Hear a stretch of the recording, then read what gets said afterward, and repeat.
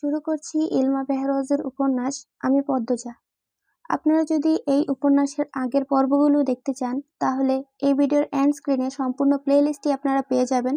সেখান থেকে ক্লিক করে আপনারা এই উপন্যাসের আগের পর্বগুলো দেখে নিতে পারবেন।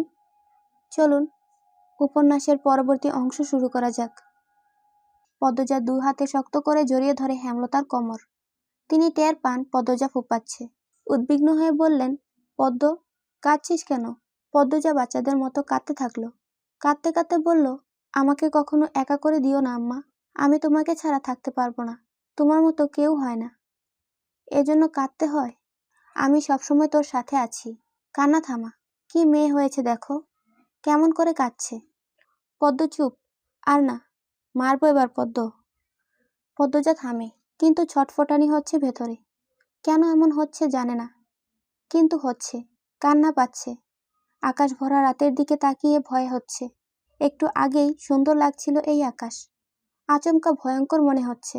মায়ের কোল ছাড়তে ইচ্ছা হচ্ছে না। মনে হচ্ছে চারিদিকে অশরীরীদের ভিড়। তাদের কোলাহলে মস্তিষ্ক ফেটে যাচ্ছে। পদ্মজা মায়ের কোলে মুখ লুকালো। পদ্ম, ঘুমিয়ে পড়েছিস? না আম্মা, সেদিন মাঝরাত্তিরে ছুরি নিয়ে বের হয়েছিলাম। হানিফের ঘরটা আম্মা আব্বার ঘর থেকে দূরে হওয়াতে সুবিধা ছিল। হানিফের ঘরের পাশে গিয়ে দেখি মদনও ঘরে।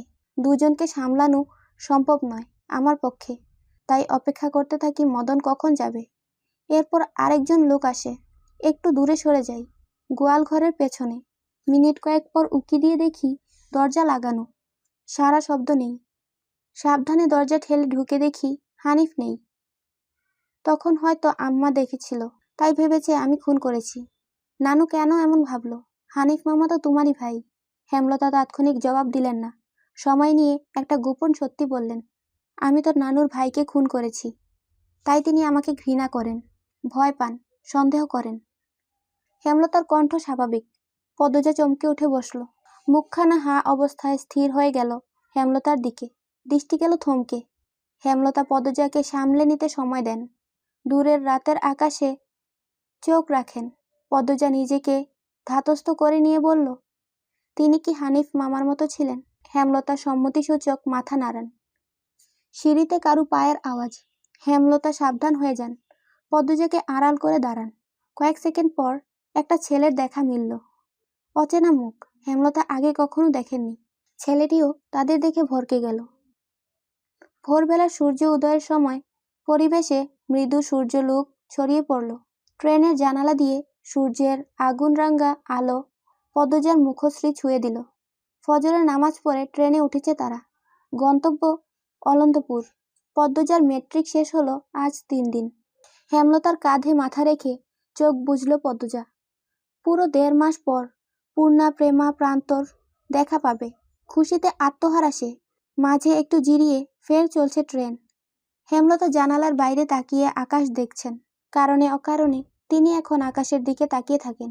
শুষ্ক চক্ষুদ্বয় যখন তখন সজল হয়ে ওঠে, কিছুতেই বারণ মানে না। নীল আকাশের বুকে যেন সেদিন রাতের স্মৃতি আকার নিয়ে ভেসে উঠল। ছেলেটার বয়স 23-24 বছর হবে। অবাক চোখে তাকিয়েছিল। দেখতে বেশ ভালো। হেমলতা পদ্মজাকে আড়াল করে কঠিন স্বরে প্রশ্ন করেন, কে তুমি? ছেলেটি হেমলতার কথার ধরনে বিব্রত বোধ করল। ইতস্ত করে বলল, মুহিব। মুহিব হোসেন। হেমলতা টনক নড়ল। তিনি সাবধানে জিজ্ঞেস করলেন, বারেক হোসেন তোমার বাবা? মুহিব ভদ্রতা সহিত বলল, জি। হেমলতা কি যেন বলতে চেয়েছিলেন, বলতে পারলেন না। তার আগে মুহিব বলল, বিরক্ত করার জন্য দুঃখিত, আমি আসছি। এরপরই হন্তদন্ত হয়ে চলে গেল। সেদিন আর রাত জাগা হলো না। ছাদ থেকে নেমে গেল তারা। গোপন বৈঠকে একবার বাধা পড়লে আর মন সায় দেয় না আলোচনা চালিয়ে যেতে। অনুভূতিগুলো ভোঁতা হয়ে যায়। এর পরদিন জানা গেল মুহিব তার পিতার সাথে রাগ করে ঢাকা ছেড়ে চাচার বাড়িতে উঠেছে। এখনকার ছেলে মেয়েদের ক্ষমতা খুব।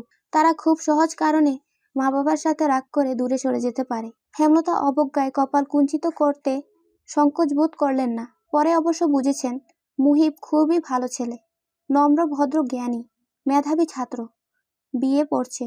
সবচেয়ে ভালো গুণ হলো মুহিবের নজর সৎ। হেমলতা চোখের দৃষ্টি চিনতে ভুল করেন না। ঠিক 17 দিন পর বারেক হোসেন ছেলেকে নিতে আসেন। যেদিন আসেন এর পরদিন রাতে হেমলতাকে প্রস্তাব দেন মুহিবের বউ হিসাবে পদ্মজাকে নিতে চান। হেমলতা অবাক হন। মুহিব মনে মনে পদ্মজার উপর দুর্বল, অথচ বোঝা গেল না। নিঃসন্দেহে মুহিব পাত্র হিসাবে উপযুক্ত। মুহিবের বড় দুই ভাই মুমিন, রাজীব, দুজনই চাকরিজীবী। মুমিন বিয়ে করে বউকে ডাক্তারি পড়াচ্ছে। সমর্থনে আছে পুরো পরিবার।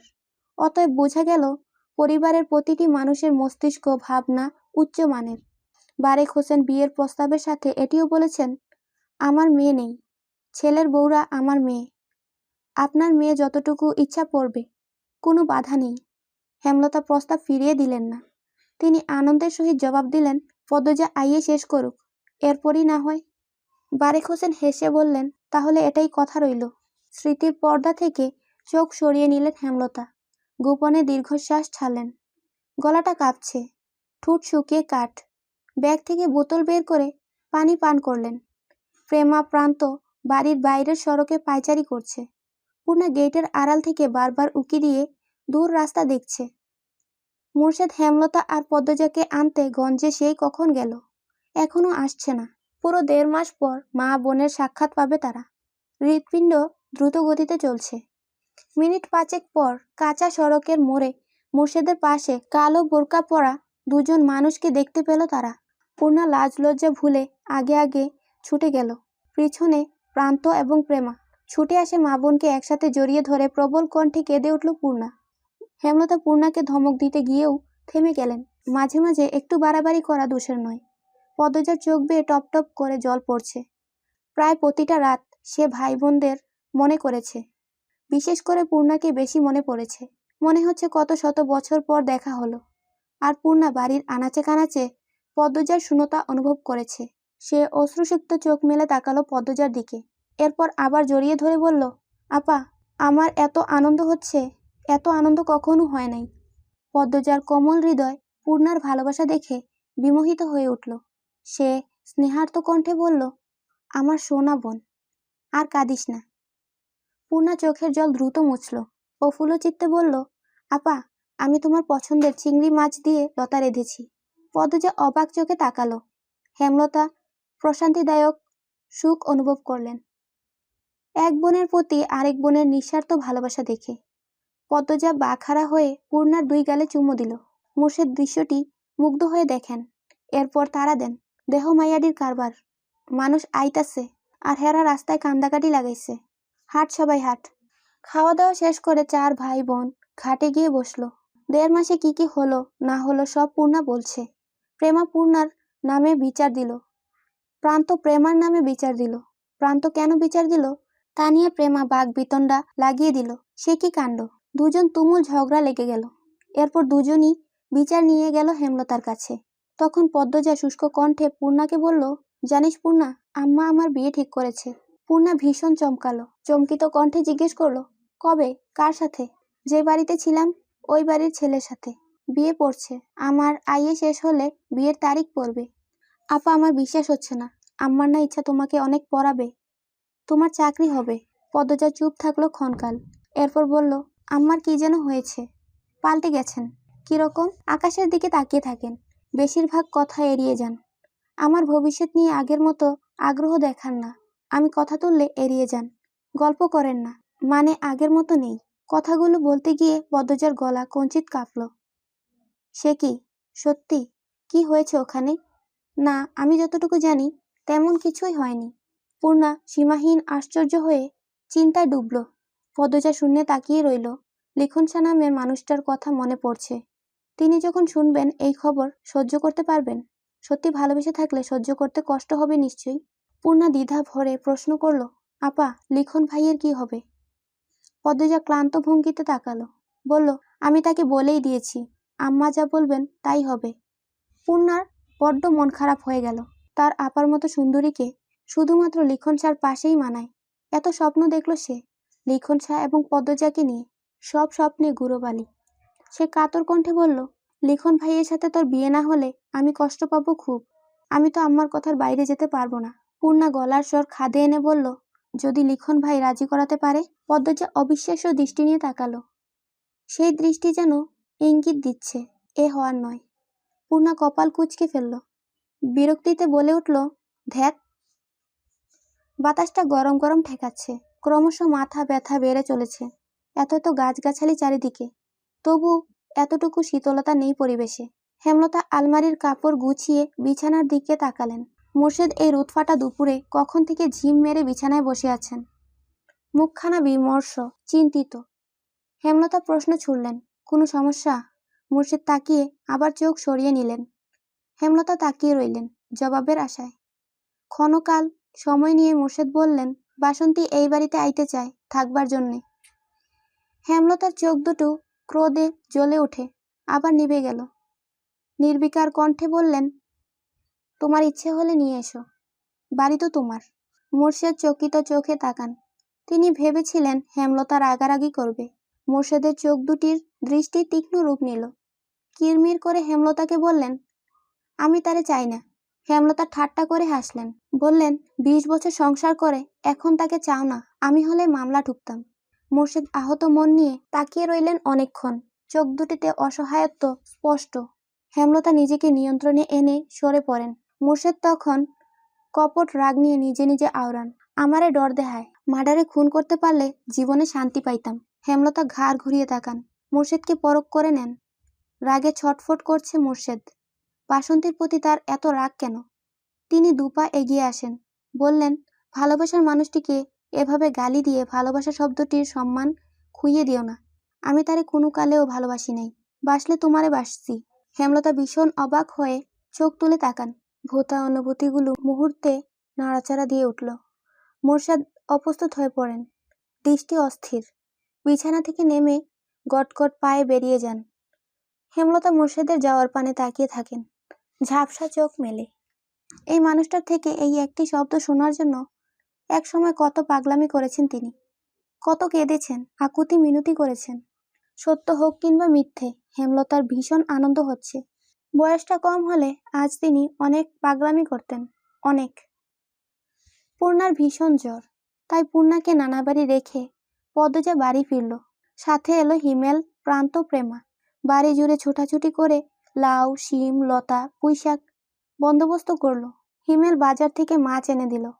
বাড়িতে শুটকি ছিল। আজ হেমলতা আর মুর্শেদ ফিরবেন, তাই এত আয়োজন। 2 দিন আগে ঢাকা গেলেন তারা।